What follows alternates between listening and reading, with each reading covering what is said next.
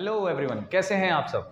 पिछले क्लासेस में हमने जो वेट डाई था, वेट डाई अब जानते हैं, वेट डाई के बारे में मैंने बताया था। वेट डाई का मैंने वीडियो डाला हुआ है, तो उसको जाके प्लीज़ देखिएगा और लाइक चैनल को सब्सक्राइब और लाइक जरूर करिएगा अगर आपको वीडियो पसंद आया तो। आज हम पढ़ेंगे फिर इनसॉल्युबल डाई के बारे में, जिसमें से एक हमारा इनसॉल्युबल डाई है जिसका नाम है सल्फर डाई। जैसा कि आपको नाम से ही पता चल रहा है, सल्फर डाई। तो जिस डाई के अंदर सल्फर की मात्रा होती है उस डाई को हम बोलते हैं सल्फर डाई। अब बात करते हैं इसके कुछ प्रॉपर्टीज की। तो प्रॉपर्टीज ऑफ सल्फर डाई, तो पहले एक बात याद रखिए कि सल्फर डाई जनरली यूज किसके लिए किया जाता है। तो sulphur dye generally cellulosic fibre के लिए यूज होता है। Cellulosic fibre just for example cotton, jute के वगैरह के लिए यूज करते हैं हम सल्फर डाई का। दूसरा, सल्फर डाई का जो यूज होता है वो जनरली जो डार्क शेड होता है उसके लिए करते हैं। जनरली डार्क शेड का मतलब है कि अगर मान लीजिए ब्लैक है, ऑलिव ग्रीन है, या फिर हमें मैजेंडा कलर करना है, तो ऐसे कलर्स को जो कि डार्क होते हैं या हैवी डार्क होते हैं, इनको कलर करने के लिए हम किसका यूज करते हैं, सल्फर डाई का। जनरली ब्लू, ब्लैक, इन सब का यूज करते हैं सल्फर डाई के लिए।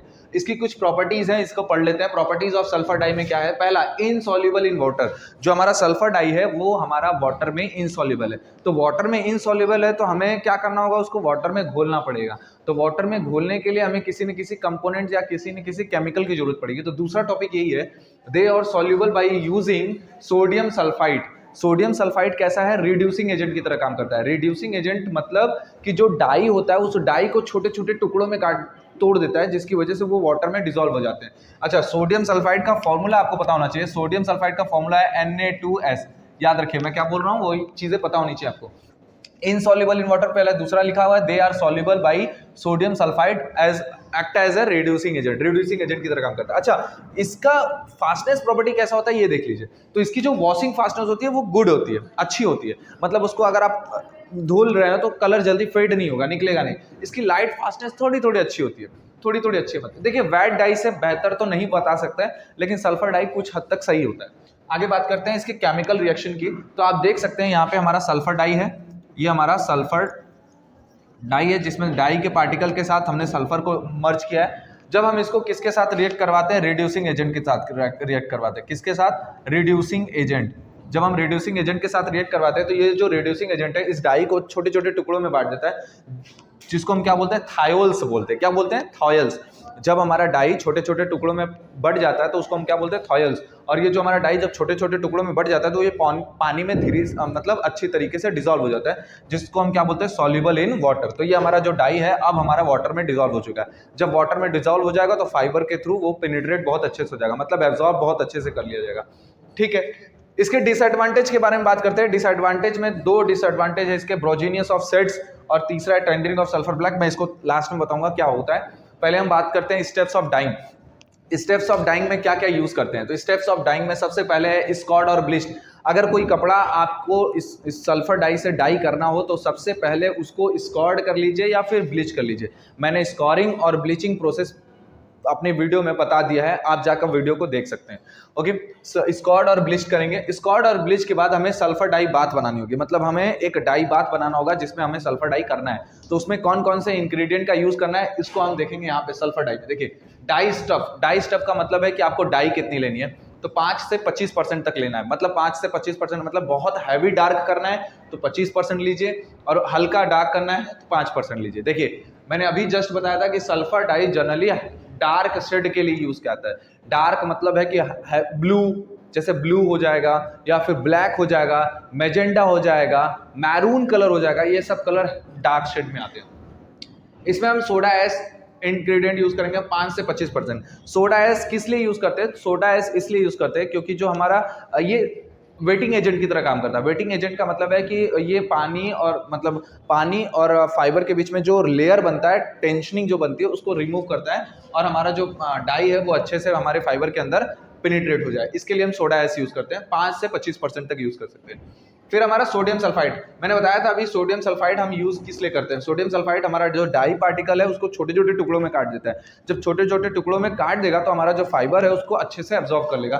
तो सोडियम सल्फाइड आप कितना यूज कर सकते हैं, 2.5 से 50% तक। बहुत ज्यादा हैवी डार्क है तो आप 50% तक सेट यूज कर सकते हैं। बहुत हल्का शेड है तो 2.5% तक आप ये सेट यूज करते हैं। यहाँ पे मैंने लिखा है NaCl। NaCl का मतलब है कि सोडियम क्लोराइड। सोडियम क्लोराइड मतलब नमक। नमक का यूज कैसे करते हैं, नमक जो होता है वो एग्जॉस्टिंग एजेंट की तरह काम करता है। एग्जॉस्टिंग एजेंट का मतलब है कि जो हमारा डाई मॉलिक्यूल्स है वो अच्छे तरीके से फाइबर के अंदर चला जाए, पेनिट्रेट हो जाए या एब्जॉर्ब हो जाए, उसके लिए हम किसका यूज़ करते हैं? सोडियम क्लोराइड का। और इसको हम हमेशा इंस्टॉलमेंट में डालते हैं, मतलब ये पूरी तरीके से एक इकट्ठे नहीं डाल देंगे, उसको टुकड़े टुकड़ों में डालेंगे। तो NaCl 10 से 50% तक आप यूज़ कर सकते हैं। टेम्परेचर आपकी बॉइलिंग रहेगी, और टेम्परेचर आपकी बॉइलिंग रहेगी तो ये बात का ध्यान रखिएगा कि टेम्परेचर को आपको धीरे धीरे मेंटेन करना है। ये नहीं कि एक साथ हम गैस को एकदम हाई पे कर दिए तो वो खराब हो जाएगा, आपका टेंडरिंग आने लगेगी या फिर पैचेस आने लगेंगे। बात करते हैं इसके ml रेशियो की, तो इसका जो ml रेशियो है वो 1:20 होगा। 1:20 का मतलब अगर आप 1 ग्राम कपड़ा लेते हैं तो आपको 20 ml पानी ले, तो अगर आप 1 किलोग्राम कपड़ा लेते हैं तो आपको 20 लीटर पानी की जरूरत होगी। टाइम आपका 1 घंटे है मैक्सिमम अगर आप चाहना चाहें तो मैक्सिमम आप 1.5 घंटे जा सकते हैं, वरना ये तो 1 घंटे में काम खत्म हो जाता है। अच्छा, सल्फर डाई के कुछ और मैं कैटेगरीज बता देता हूँ। सल्फर डाई में कुछ ऐसे भी सल्फर डाई आते हैं जो कि सॉल्युबलाइज्ड सल्फर डाई होते हैं। सॉल्युबलाइज्ड सल्फर डाई का मतलब वो पहले से ही सॉल्युबलाइज्ड होंगे, हमें उसमें रिड्यूसिंग एजेंट का जरूरत नहीं पड़ेगा। लेकिन हम प्रैक्टिस जब हम उसकी डाई करेंगे तो हम थोड़ी सी मात्रा सोडियम सल्फाइड की डालेंगे, क्योंकि ऑक्सीडेशन के थ्रू उसमें भी रिएक्शन होते हैं, तो हमें सोडियम सल्फाइड की जरूरत पड़ेगी। क्लियर है? ये हो गया। फिर इसके बाद सल्फर डाई बाथ हमारा रेडी हो गया। अब हम क्या करेंगे? पहले हमारा कपड़ा हो गया, कपड़े के बाद हमने डाई बाथ तैयार कर लिया, जो हमारा डाई बाथ है। फिर इसमें हम कपड़ा डाल देंगे। कपड़े को हम कितने देरी तक रखेंगे? 1 से 1.5 घंटे तक रखेंगे। ये सब पानी, मटेरियल, टेम्परेचर सब कुछ मैंने बता दिया यहाँ पे। स्क्वीज करेंगे, जब हम कपड़े को बाहर निकालेंगे तो उसको हम स्क्वीज करेंगे। स्क्वीज करने का मतलब उसको निचोड़ेंगे, जो एक्सेस अमाउंट ऑफ वाटर या डाई है वो रिमूव हो जाएगा, निकल जाएगा। तो अब हमारा कपड़ा निकल चुका है। अब हमने स्क्वीज कर दिया। स्क्वीज करने के बाद उसको तुरंत या तो एयर में ऑक्सीडाइज करिए, मतलब हवा में ऐसे फैलाइए। तो हवा में जैसे ही आप फैलाएंगे तो आप ध्यान देंगे तो वो कलर थोड़ा सा उसका चेंज होता रहेगा। ठीक है, ये चेंज होता रहता है किसकी वजह से? क्योंकि आप जान रहे हो कि यहाँ पर हमने इसको जबरदस्ती रिड्यूस किया। रिड्यूस का मतलब इसको हमने जबरदस्ती इनसॉल्युबल से सॉल्युबल फॉर्म में किया। तो जैसे ही हमारा ये डाई फाइबर के अंदर पेनिट्रेट हो जाएगा तो हवा के कंटेक्ट में आने की वजह से ये हाइड्रोजन रिलीज हो जाएगा। जब ये हाइड्रोजन रिलीज हो जाएगा तो हमारा जो डाई है फिर से किस फॉर्म में हो जाएगा? इनसॉल्युबल फॉर्म में हो जाएगा। फिर से किस फॉर्म में हो जाएगा? इनसॉल्युबल फॉर्म में। यहाँ पे मैं लिख देता हूँ, इनसॉल्युबल फॉर्म में हो जाएगा। क्लियर है? समझ में आया? तो हमें ऑक्सीडेशन इसलिए करते हैं कि ऑक्सीडेशन के थ्रू हमारा जो डाई मॉलिक्यूल्स है वो किस में फॉर्म में हो जाता है? इनसॉल्युबल फॉर्म में हो जाता है। इनसॉल्युबल फॉर्म में हो जाएगा तो आप कितना भी उसको रफ करोगे निकलेगा ही नहीं। ठीक है, तो ऑक्सीडेशन इन एयर या केमिकल के थ्रू भी कर सकते हैं। जनरली लोग आसान होता है केमिकल का यूज ना करें, तो इस वजह से हम क्या करते हैं? एयर में ही कर लेते हैं। लेकिन केमिकल में आप सोडियम परबोरेट का यूज कर सकते हैं। सोडियम परबोरेट को 0.5 to 1 GPL सोडियम परबोरेट ले लीजिएगा। पानी ले लीजिएगा ml रेशियो 1:20 के हिसाब से। टेम्परेचर आपका 50 to 60 डिग्री सेल्सियस, और इसको 20 मिनट तक कर लीजिएगा। यहाँ पे मैं लिख नहीं पाया उसको, लेकिन मैं आपको बता दे रहा हूँ। देखिए कैसे करेंगे। सोडियम परबोरेट 0.5 to 1 GPL ले लीजिएगा। टेम्परेचर आपका 60 to 70 कर लीजिएगा। टाइम आप 20 मिनट तक कर लीजिएगा, और ml रेशियो 120 रेशियो ले लीजिएगा। ठीक है, जिसकी वजह से हमारा जो केमिकल ऑक्सीडेशन है वो भी हो सकता है, लेकिन जनरली लोग एयर ऑक्सीडेशन करते हैं।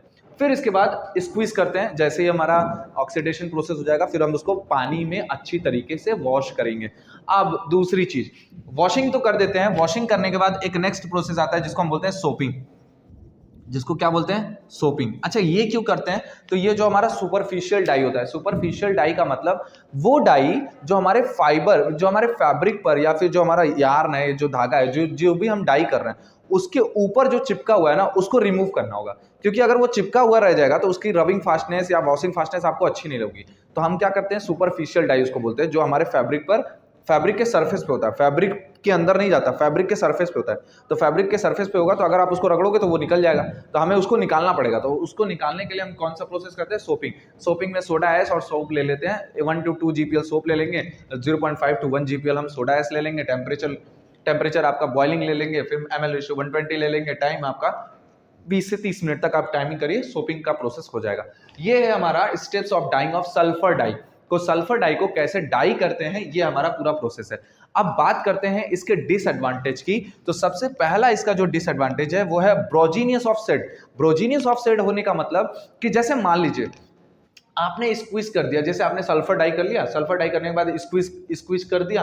अब आपने ना इसको स्क्वीज तो कर दिया, लेकिन आपने एयर में लाने में थोड़ी सी हिचकिचाहट कर दी, या फिर टाइम लगा दिया, बहुत ज़्यादा टाइम लगा दिया, या फिर दूसरा आप कंडीशन कर सकते हो, आप स्क्वीज करके उसको भूल गए। तो जैसे ही आप स्क्वीज करके उसको भूल जाओगे ना, तो मुश्किल से 5 मिनट बाद आप देखोगे वहां पर आपका शेड वेरिएशन आएगा। शेड वेरिएशन का मतलब कपड़े पे धब्बे धब्बे आने लगेंगे, कहीं पे आपका काला बहुत ज्यादा है, कहीं पे हल्का हो जाएगा, कहीं पे ज्यादा हो जाएगा, कहीं पे हल्का हो जाएगा। तो इस डिफेक्ट को हम बोलते हैं ब्रोजीनियस ऑफ शेड्स। मतलब ब्रोजीनियस ऑफ शेड्स का मतलब है कि जब हमारा जो कपड़ा है उस पर शेड वेरिएशन आने लगते हैं, जिसके थ्रू हमारा जो हमारा फैब्रिक है वो हमारा बेकार हो जाता है। तो इसको अब इसका इलाज कैसे होता है? तो इसका इलाज इस तरीके से किया जा सकता है, ब्रोजीनियस इफेक्ट को इस तरीके से किया जाता है। तो कि हम क्या करते हैं, जो हमारा कपड़ा जिस पर ब्रोजीनियस शेड आ चुका है उसको हम गर्म पानी लेते हैं, गर्म पानी के अंदर हम थोड़ा सा सोडियम सल्फाइड मिलाते हैं और उसको 20 से 30 मिनट तक गर्म कर देते हैं। जब 20 से 30 मिनट तक गर्म कर देते हैं तो उसका जो शेड है वो मेंटेन हो जाता है, कुछ हद तक मेंटेन हो जाता है। ये मैं टोटली नहीं कह सकता कि वो पूरी तरीके से मेंटेन हो जाता है, कुछ हद तक वो मेंटेन हो जाता है। दूसरा इसका रीजन क्या है? दूसरा इसका जो एडवांटेज मतलब उसको कैसे हम रिमूव कर सकते हैं, दूसरा आपका है ऑलिव ऑयल होता है। ऑलिव ऑयल और सोडा ऐश को मिला के पानी आपका ml रेशियो 120 ले लीजिए, उसको टेम्परेचर दे दीजिए, गर्म कर दीजिए। एक घंटे भी नहीं करना है आपको, आधे घंटे आप उसको गर्म करिए और आपका ब्रोजीनियस शेड अच्छे से रिमूव हो जाएगा। मैं बोल रहा हूँ, फिर से बोल रहा हूँ, मैं अच्छे से रिमूव होने का मतलब ये नहीं है कि पूरी तरीके से रिमूव हो जाएगा। अगर आपने गलती डाइंग में कर दी है तो आप कुछ हद तक उसको सही कर सकते हैं, पूरी तरीके से आप उसको मेंटेन नहीं कर सकते। ओके, क्लियर है ये ब्रोजीनियस ऑफ शेड? ठीक है। दूसरा जो हमारा डिफेक्ट है बहुत इंपॉर्टेंट है, ये तो आपको समझ में आना चाहिए, tendering of sulphur black. What is this? Tendering of sulphur black मतलब टेंडर का मतलब होता है डैमेज, टेंडर का मतलब होता है डैमेज ऑफ सल्फर ब्लैक। तो देखिए डैमेज ऑफ सल्फर ब्लैक का मतलब कब होता है ये? जब हम इसको किस पर करें? कॉटन के कपड़े पे करें। जैसे ही हम कॉटन के कपड़े पे सल्फर डाई कर देते हैं, जैसे ही हम कॉटन के कपड़े पे सल्फर डाई कर देते हैं तो हमारा जो कॉटन है, अब जब हमने कपड़े को डाई कर दिया सल्फर से, तो अब हमारा जो कॉटन है वो क्या करता है, हमारे एटमॉस्फेयर से मॉइस्चर को एब्जॉर्ब करता है। तो जब मॉइस्चर से एब्जॉर्ब करता है ना, तो ये आपका सल्फ्यूरिक एसिड क्रिएट कर देता है, सल्फ्यूरिक एसिड बना देता है। तो जब हम सारा कॉटन पे सल्फर डाई है, सल्फर प्रेजेंट है, हमारे एटमॉस्फेयर से इसने ऑक्सीजन हाइड्रोजन ले लिया और हम क्या बना दिया? सल्फ्यूरिक एसिड बना दिया। और आप जानते होंगे कि कॉटन और एसिड का एकदम दुश्मनी वाला नाता है, कि जैसे ही कॉटन को एसिड के साथ कनेक्ट करेंगे, कॉटन आपका खराब होने लगेगा, डैमेज होने लगेगा।